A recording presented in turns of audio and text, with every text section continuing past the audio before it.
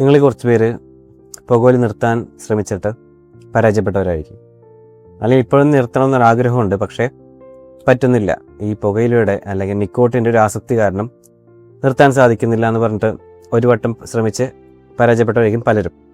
പുകയിലോടുള്ള അമിത ആസക്തി കുറയ്ക്കാനും അല്ലെങ്കിൽ പുകവലി നിർത്തുമ്പോഴുള്ള വിഡ്രോവൽ സിംറ്റംസ്, നിർത്തുമ്പോഴുള്ള ബുദ്ധിമുട്ടുകൾ ഒഴിവാക്കാനും അല്ലെങ്കിൽ അത് കുറയ്ക്കാനുള്ള ഒരു ചികിത്സാ രീതിയാണ് നിക്കോട്ടിൻ റീപ്ലേസ്മെൻറ്റ് തെറാപ്പി. പുകയിലയിലോ അല്ലെങ്കിൽ സിഗരറ്റിലോ ഇല്ലാത്ത രാസവസ്തുക്കൾ ഇല്ലാത്ത നിക്കോട്ടിൻ ശരീരത്തിന് നൽകുന്ന ഒരു ചികിത്സാ രീതിയാണ് നിക്കോട്ടിൻ റീപ്ലേസ്മെൻറ്റ് തെറാപ്പി. അതുകൊണ്ട് നമുക്ക് നിക്കോട്ടിൻ എടുക്കുന്നു എന്നുള്ളൊരു ഫീലിംഗ് അല്ലെങ്കിൽ ഒരു സാറ്റിസ്ഫാക്ഷൻ ഫീലിംഗ് തലച്ചോറിന് കിട്ടുകയും ചെയ്യും.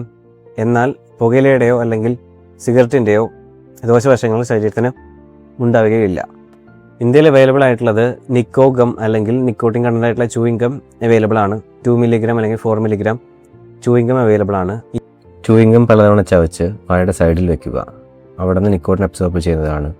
ഈ പ്രക്രിയ റിപ്പീറ്റ് ചെയ്തുകൊണ്ടിരിക്കുക. മറ്റൊരു നിക്കോട്ടിൻ റീപ്ലേസ്മെൻറ്റ് തെറാപ്പിയാണ് പാച്ചുകൾ. 24 മണിക്കൂർ നേരത്തേക്ക് ചെറിയ അളവിൽ പാച്ച് വഴി നിക്കോട്ടിൻ ശരീരത്തിലേക്ക് ലഭിക്കുന്നു. പിന്നെയാണ് ലോസഞ്ചസ്, നിക്കോട്ടിൻ കണ്ടന്റുള്ള ലോസഞ്ചുകൾ. അതായത് വായിലിട്ട് അലിയിക്കാവുന്ന ഗുളികകളാണ് ലോസഞ്ചുകൾ. ഇത് വായിലിട്ട് അലിയിച്ച് നിക്കോട്ടിൻ അതിൽ നിന്ന് കിട്ടുന്നതാണ്.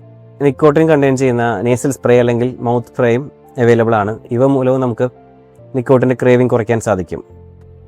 ഈ ഏത് ചികിത്സാ രീതിയാണെങ്കിലും, ഇപ്പോൾ നിക്കോട്ടിൻ്റെ ഏത് നിക്കോ ഗമ്മാണെങ്കിലും അല്ലെങ്കിൽ പാച്ചാണെങ്കിലും ക്രേവിംഗ് കുറച്ച് പെട്ടെന്ന് നിങ്ങൾക്ക് പുകവലി നിർത്താൻ സഹായിക്കും. പുകവലി നിർത്താൻ ആഗ്രഹിക്കുന്നവർ അല്ലെങ്കിൽ അതിന് തീരുമാനമെടുത്തവർ ഒരു സൈക്കോളജിസ്റ്റിൻ്റെ കൗൺസിലിംഗ് എടുക്കുക. കൂടാതെ ഡോക്ടറെ കണ്ടതിന് ശേഷം, പൾമനോളജിസ്റ്റിനെയോ അല്ലെങ്കിൽ ഫിസിഷ്യനെ കണ്ടതിന് ശേഷം നിക്കോട്ടിൻ റീപ്ലേസ്മെൻറ്റ് തെറാപ്പി എടുത്ത് ക്രേവിംഗ് എല്ലാം കുറച്ച്, വിഡ്രോവൽ സിംറ്റംസ് എല്ലാം കുറച്ച് പെട്ടെന്ന് തന്നെ നിർത്താൻ ശ്രമിക്കുക.